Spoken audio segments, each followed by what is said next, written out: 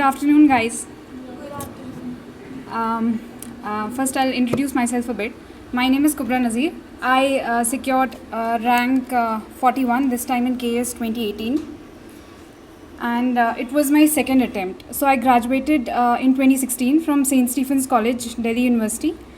After that, I graduated in 2016 and I appeared for the KS 2016 for the first time, and I could not get through, obviously, which is why I'm here right now.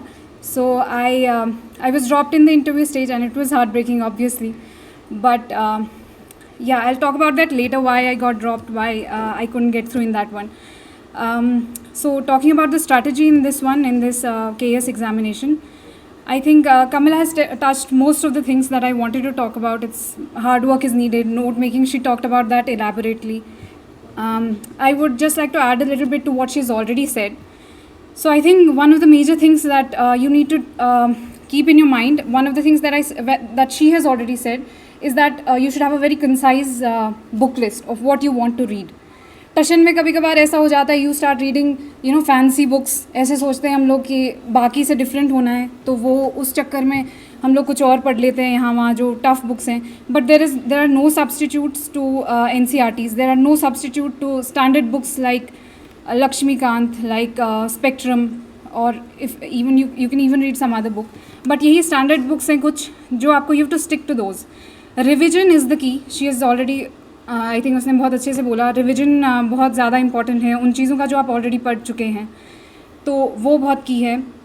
बाकी I think दूसरा चीज़ why I failed in my first attempt is because of over confidence. मैं इतनी over confident थी कि मुझे लग रहा था मैं तो कर ही लूँगी, it's not that big a deal, but it is a big deal. So you please do not be over confident. Make sure that you should be confident, you should know that you can do it. Others can, we could, so you can too. वो ध्यान में रखना है, but over confident नहीं होना है.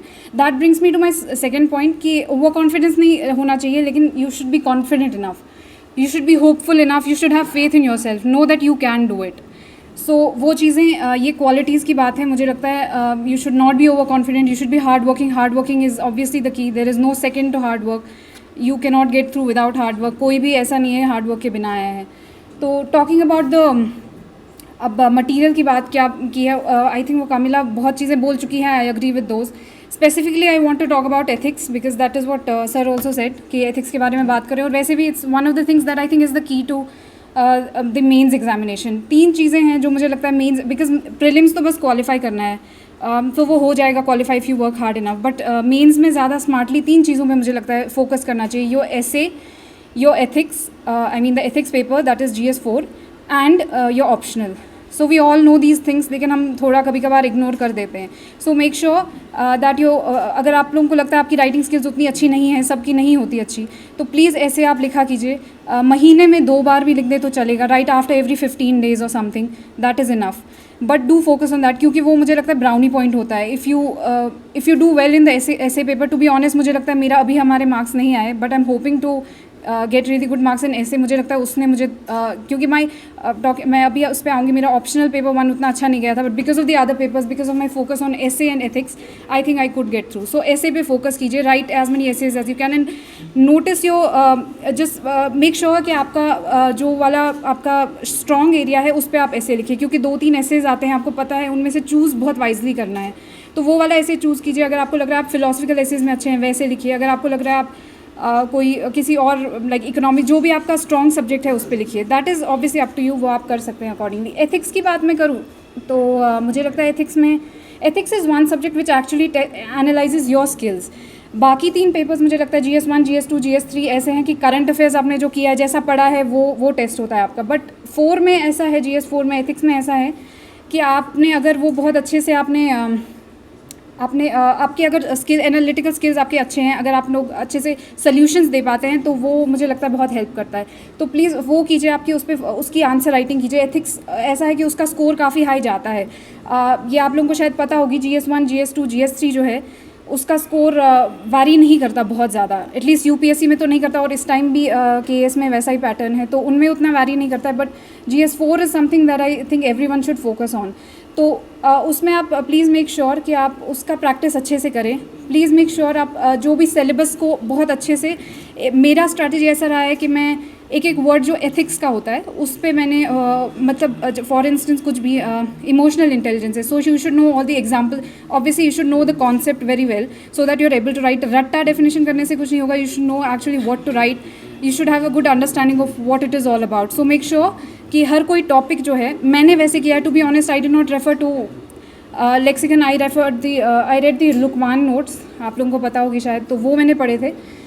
But वो भी मैंने ऐसा नहीं कि मैंने याद किया, और वो I just to get the basic understanding of every topic in the syllabus for ethics I read the Lukmaan notes.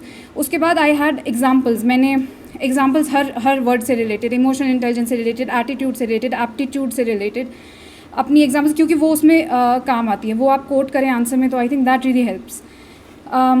So ethics में वो उस चीज़ पे फोकस कीजिए। Ethics is, to be honest, I think it's the easiest paper out of the 4 and it is the most scoring.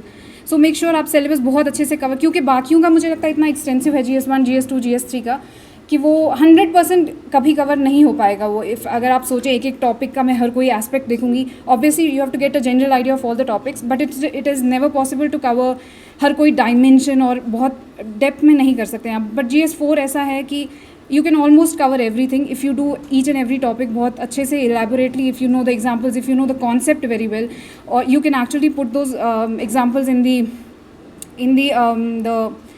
the questions, वो जो case studies में कर सकते हैं, I'm sorry I couldn't find the word, case studies में आप वो coat कर सकते हैं, तो वो बहुत हेल्प करता है।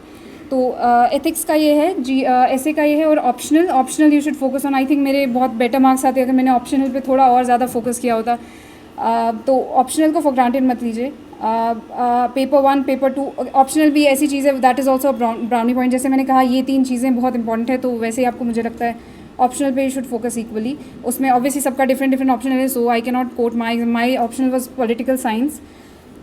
तो आपका जो भी ऑप्शनल है प्लीज़ मेक श्योर कि वो बहुत अच्छे से आप करें। मेरा कुछ लूप होल्स रहे फर्स्ट पेपर में, तभी आई थिंक मेरे बेटर मार्क्स होते आई थिंक इससे, तो वो उस पर फोकस कीजिए आप। Other than that I think everyone can do it, मुझे लगता है हर कोई इंसान कर सकता है। आप लोग यहाँ पे हैं, that means you really want to crack this exam, and I think you will इंशाल्लाह। I hope to see all of you someday in the list. All the best, all the very best.